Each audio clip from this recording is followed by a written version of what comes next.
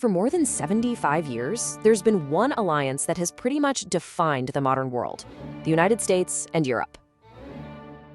But what if that partnership, the very foundation of global stability, is facing a threat not from the outside, but from within?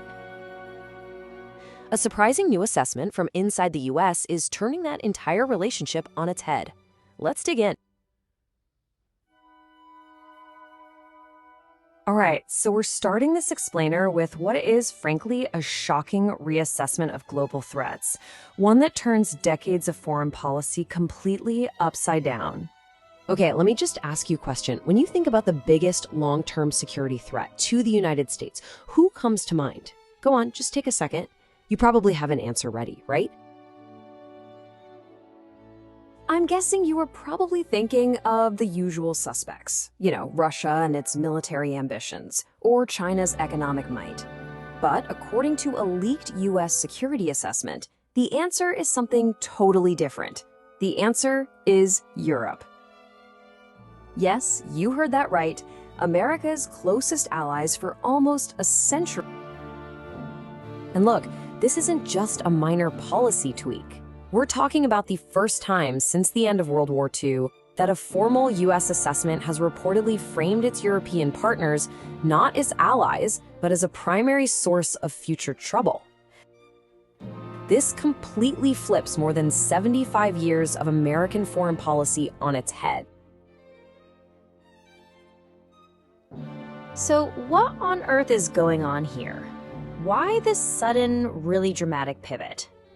Well, the document isn't warning of a military invasion or some kind of economic war. The threat it points to is something else entirely: demographics. At the very heart of this assessment is a really specific fear.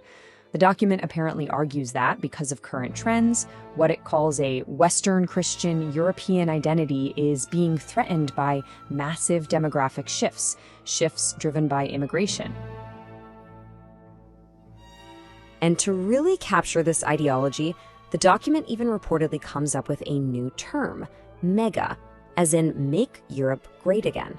Yeah, it's obviously a play on the MAGA slogan, and it points to a very clear goal: to support a movement that would reverse these demographic and political trends in Europe. Just to give you a little context, let's look at the numbers for a second. In a key country like Germany, 18% of the population was born somewhere else. Now that's a lot higher than the typical rate you see in many Western countries. And it's figures like these that are reportedly fueling the concerns that are laid out in this document. So here's the crucial point. The threat they're talking about isn't about tanks or trade wars. It's ideological. It really boils down to a fear of immigration, especially from North Africa and the Middle East, a deep concern over the decline of a specific white Christian population, and this idea that Europe's open-door policies are a fundamental weakness. Now, it's important to understand this isn't just about one leaked document. It's really a symptom of a much larger ideological shift that's redefining what it means to be conservative on both sides of the Atlantic. This idea didn't just pop up out of nowhere. If you go back to the 90s, the political scientist Samuel Huntington actually predicted that future global conflicts would be all about culture. Then you fast forward to early 2024, and you have US Senator J.D. Vance basically saying out loud in Munich that European immigration is a bigger threat than Russia. All of this lines up perfectly with the rise of nationalist parties we're seeing all across Europe right now.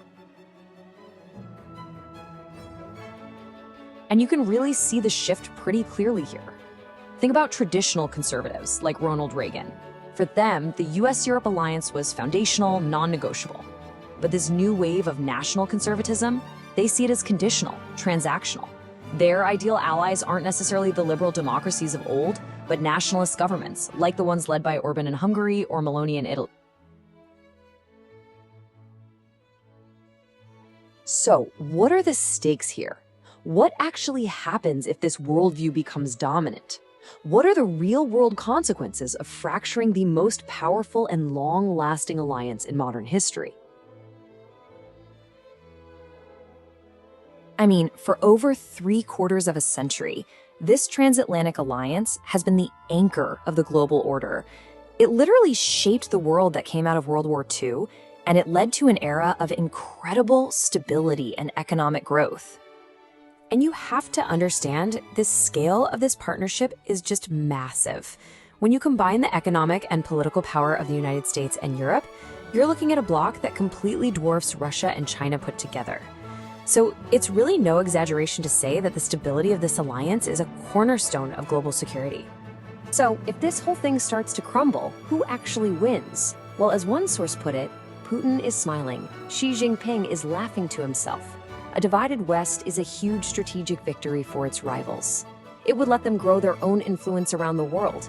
Big time. So what we're really looking at here is the potential for the entire global map to be redrawn, not by a war, but by a fundamental shift in ideas about who's a friend and who's an enemy.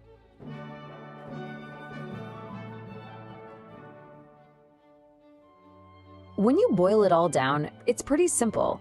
If the world's most powerful alliance completely changes its mind about who its friends and enemies are, the whole global map gets redrawn. Suddenly, the old rulebook gets thrown out the window, and we're in a completely new and, frankly, much more unpredictable world.